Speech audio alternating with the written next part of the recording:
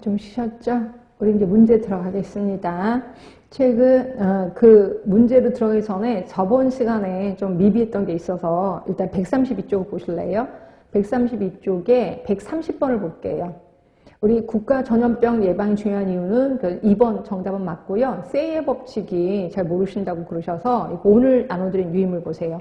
오늘 나눠드린 유인물을 보시면 그 첫 번째 우리 그 보건의료의 사회경제적 특성 중에 그 정보의 비대칭이 있을 거예요. 그러니까 소비자의 무지가 있을 겁니다. 그러니까 소비자가 무지하다 보니까 공급자가 수요를 유인해낸다라는 얘기 했었을 거예요. 그래서 공급자가 이런 것도 한번 해보세요, 저런 것도 한번 해보세요라고 수요를 유인해낸다고 얘기를 했었고요. 이때 나타나는 법칙에 대해서 좀 얘기를 했습니다. 첫 번째는 읽어보시면 되고 두 번째 보시면 세이의 법칙이 있어요. 세이의 법칙은 그저 공급이 수요를 창출한다. 이거를 처음으로 얘기한 사람이 세이라는 사람이고 자기 이름을 붙여서 세이의 법칙이라고 한 거고요.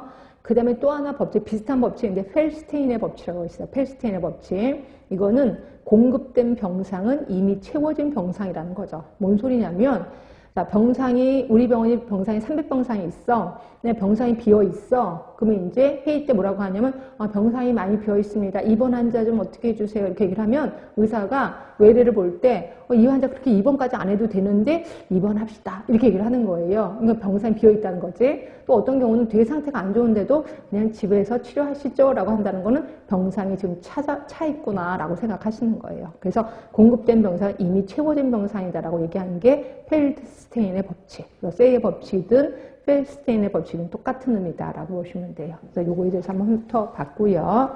자, 그 다음에 또 하나가 책이 잠깐만 135쪽이요.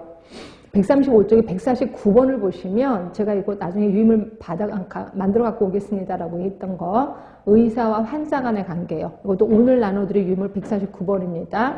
자, 의사와 환자 간의 관계를 크게 세 가지로 나눌 수 있는데 능동성, 수동성, 그다음에 지도자, 협조자, 그다음 상호 참여. 그래서 크게 세 개로 나눌 수 있는데 능동적, 수동성이라는 건 뭐냐면 의사는 능동적이고 환자는 수동적인 거죠. 그래서 의사 역할이 환자에게 무엇을 시행한다, 무언가를 시행하는 거고 환자는 그냥 받는 입장이야. 그래서 수혜자 입장이고요.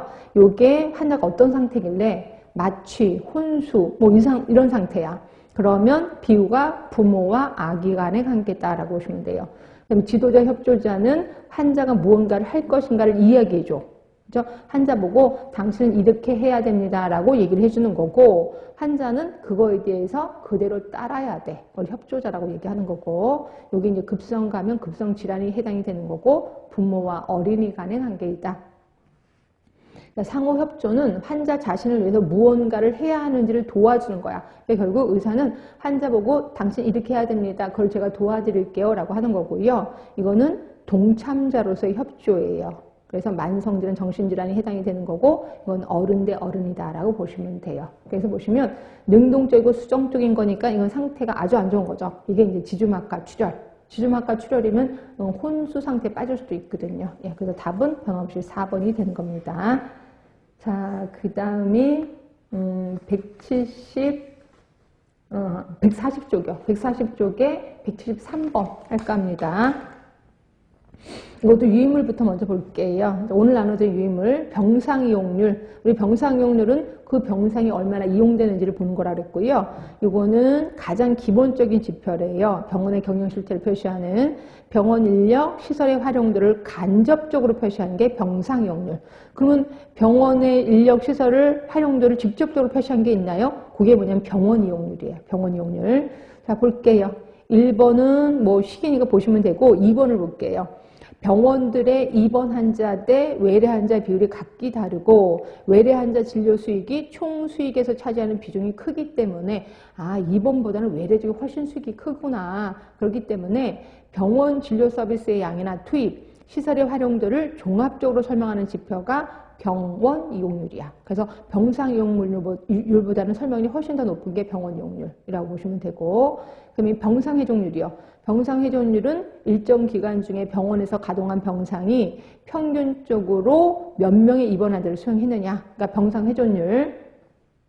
그래서 병상 회전율은 높으면 높을수록 이거는 되게 그러니까 병상 회전율은 말 그대로 환자가 딱 갔어. 그 다음에 그치, 수익성이 높은 거죠. 그러니까 이 병상 회전이 높으면 높을수록 병상이 그만큼 회전이 잘 됐다는 거잖아. 이러다 보니까 수익성이 높다라고 보시면 되고,